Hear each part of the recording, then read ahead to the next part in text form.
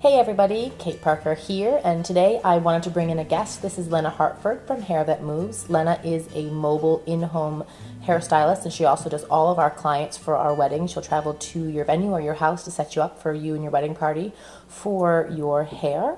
And I just had my hair, I know it's shocking, I was dark brown last week, but now I'm blonde. We're working on going to a sort of caramel blonde, and we just blew it out. We haven't done anything else to it, and I wanted Lena to sort of walk you through the steps that it takes to flat iron your hair properly. I know that I sometimes flat iron myself and I see smoke blowing around. I'm missing a step or two, and then I'm also going to have her do sort of a get ready to go out for the day kind of look. And yeah, so I'm going to be the sort of tester for the day. So we'll take it away, Lena. So what do we do first? So we're going to talk about the right steps to take to flat iron your hair. Okay. Obviously, most people that flat iron their hair do it a lot, and we all like the way our hair looks when we flat iron. Definitely. So really the most important part about flat ironing your hair is protecting your hair from the heat. Okay. I like to compare the two to ironing a silk shirt. People who would iron shirts know that you don't ever want to iron a silk shirt directly. So Exactly. the way you would protect your hair from the heat of a curling iron is by product. Okay. So I like to use either a light hold spray or a shine spray. Today I'm going to use an ironing spray. It's actually going to give you a little bit of a hold. There's 100 different products on the market for ironing, flat ironing. But basically it's any product. It could be a light hold hairspray, shine spray, anything that's going to protect. So I'm going to take my first section.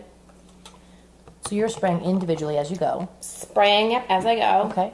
The other thing I find helpful is using a brush with your flat iron. Protect your hands from the heat because it can get pretty hot. And then it seems like it might be guiding the hair maybe as you're going, keeping it smooth.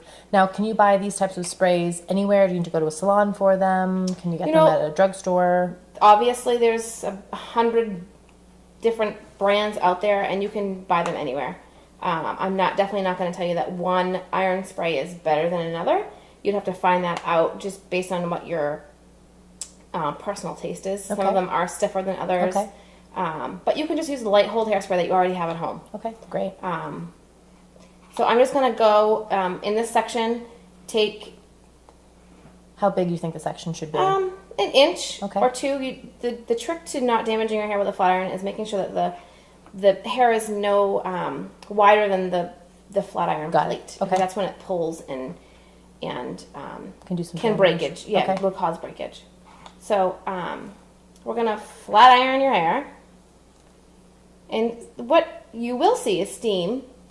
But that's not my hair. You're not burning my hair. This is the steam that's caused from the product heating up, not burning your hair. Got it. And that's what you want to see. So if you did this, could you do this daily and not have a problem? Correct. Okay. Definitely, anything that's heating your hair over and over will cause some damage, but we are definitely doing, you're definitely saving your hair with protection. Okay. Do you think there's a difference or benefit of doing your flat ironing your hair with fresh dried hair or day old hair, or is that is there a pro or con to that? I don't think it's necessarily a pro or a con. It's really obviously just based on the desired style. I find the flat iron is helpful if you aren't washing every day and you have kinks and bends here and there. It's a great thing just to slide your flat iron over and go. Okay.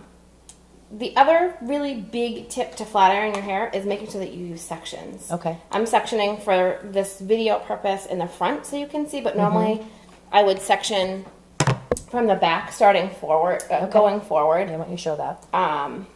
So I would just section a couple inches from the bottom. Okay. And I would move up. Okay. Inch at a time. Okay. Now, if you're styling your hair yourself, I would recommend doing each side in half. So you'd be pulling. Let me turn a little bit so you can see that. You'd be pulling this section to the side and this section this way. And when you get to the top, you're going to be, doing upward motions and or to each side. Okay. This is usually the hardest part for people to reach, but I find that if you section and take it section by section, it's much easier to straighten and a much smaller task to take on. Okay. The other really important step is not to flat iron the same section over and over. And again, that's where you're going to get the heat breakage and damage. Okay. So, you definitely want to take a section, and when you're sectioning it, you're able to get a nice flat surface. You don't have to do it over and over and over. So just a couple times. Yeah. And that'll be it. Heat is important with a flat iron. You definitely want to get one that has an adjustable heat. Okay. And recommended, the curlier the hair, the higher the heat. Okay. But also you want to be careful if you're a blonde and your hair is fragile anyways, you want to try to use a little less heat and go over that section a little bit more. Okay. A little more times than less. Okay. So we are fully straightened here. Lena just finished that. She's going to finish up with something. What is this you're putting in my hair? This is a shine serum. This is actually one of my favorite smoothing serums. Smells good. Super Skinny from Paul Mitchell. And it's a great tool to have on hand. It's great for smoothing out flyaways, nice for blow drying.